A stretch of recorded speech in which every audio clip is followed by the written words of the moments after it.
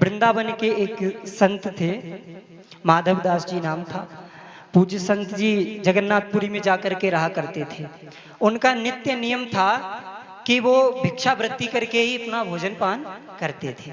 नित्य जाते थे, अपना जितना हुआ उतना भोजन करके और अपना उतना ही प्राप्त करते थे। तो एक बुढ़िया थी कि मैया, वो उनको नित्य गालियां देती थी। ये आ जाता है, इतना जबान है, खा कमा, ऐसा मतलब अनेकों बातें उनसे कहा करती थी।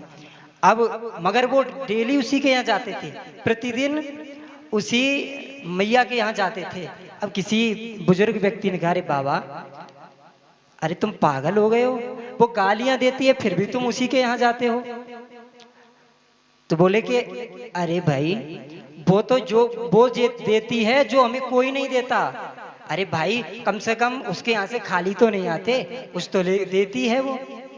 तो जब ऐसा कहा, उन्होंने कहा वो नित्य जाते थे। अब वो मैया भी दुखी थी, भाई सालों साल हो गई पुत्र की शादी को, पोता नहीं हुआ घर में। अब उसके अंदर अपनी क्रोध था, तो वो इधर उधर अपना उतारती थी।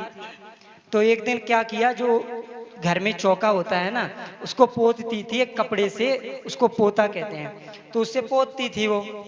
तो क्या हुआ, एक दिन संत जी आए, भिक्षाम देहि ऐसे बोले।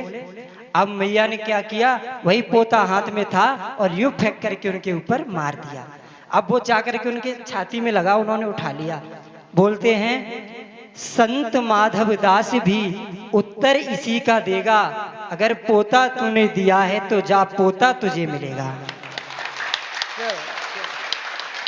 अब जब ऐसा कह दिया, अब संत चले गए। बहुत दिन बीत गए, संत अब कहीं और, संतों का तो चलना इधर उधर रहता ही है, भ्रमण में रहते हैं। संत चले गए, कुछ समय बीता, उसके घर में पोता आ गया। अब वह उन संत को याद करके कहती है कि सखी, कि पोता दियो न प्रेम से, रिसवस दीनो मार, ऐसे पुण्यन सो सखी, मेरे पोता खेलत द्वार। जो मैं देती प्रेम से, जो मैं देती प्रेम से, नित्य प्रेम प्रसाद, तो ऐसे सुत उपजते जैसे ध्रुव प्रहलाद। और जब ऐसे करके संत को याद कर रही है, अब आपको बताएं, उन संत भगवान ने उस पोता का भी क्या किया। उस पोते को ले गए, कीच मिट्टी में वो लदपद था, उसको जाकर के उन्होंने धोया और धोकर के उसका कीचड़ छुटाया, साफ किया, सुखाया, उससे बाती बनाई और बाती बना करके दीपक जला करके मंदिर में रख दिया। कहाँ उसके सौभाग्य थे, कीचड़ में लदा पदा था और संत के संग से कहाँ आ गया। तो वह पोता क्या कहता है, धन्य है सत्पुरुषों का संग, धन्य है सत्पुरुषों का संग, धन्य है सत्पुरुषों का संग, धन्य है सत्पुरुषों का संग, धन्य है सत्पुरुषों का संग। बदल देता जीवन के ढंग, बदल देता जीवन के ढंग, धन्य है सत्पुरुषों का संग, धन्य है सत्पुरुषों का संग। अब मैं आपको यह दो शब्दों में, मैंने आपको समय का अभाव है, फिर कभी समय मिला तो और विस्तार से सुनाएंगे। एक छोटा सा भजन कहना चाहता हूँ, इसकी एक एक लाइन आपको जीवन में उतारनी है।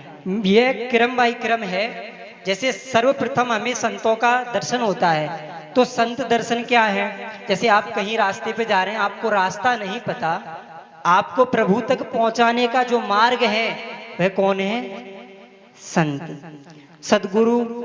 इनकी शरण में जाने से ही हमें परमात्मा तक जाने का मार्ग प्राप्त हो सकता है। तो एक छोटा सा भजन है, 2 लाइन का है। जब संत मिलन हो जाए, तेरी वाणी हरि गुण गाए।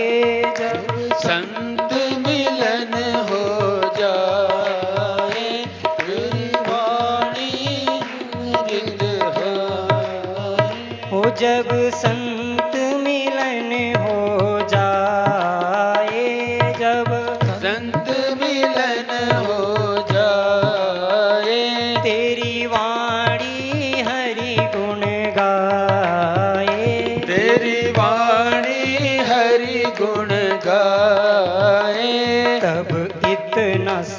समझ लेना, तेरा हरि से मिलन होगा। तब इतना समझ लेना, तेरा हरि से मिलन होगा। तब इतना समझ लेना, तेरा हरि से मिलन होगा।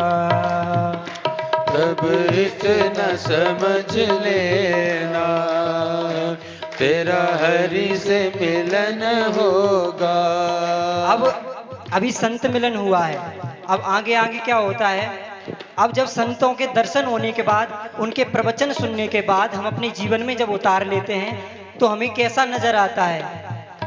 सब में तो नजर प्रभु आए, सब को नजर प्रभु आए, नहीं क्रोध किसी पर आए, नहीं क्रोध किसी पर आए।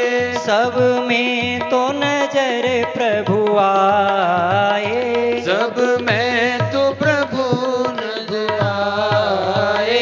तब इतना समझ लेना, तेरा हरि से मिलन होगा।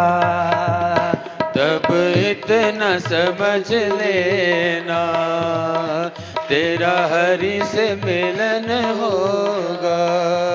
हो तब इतना समझ लेना, तेरा हरि से मिलन होगा। बोली सद्गुरुदेव भगवान की।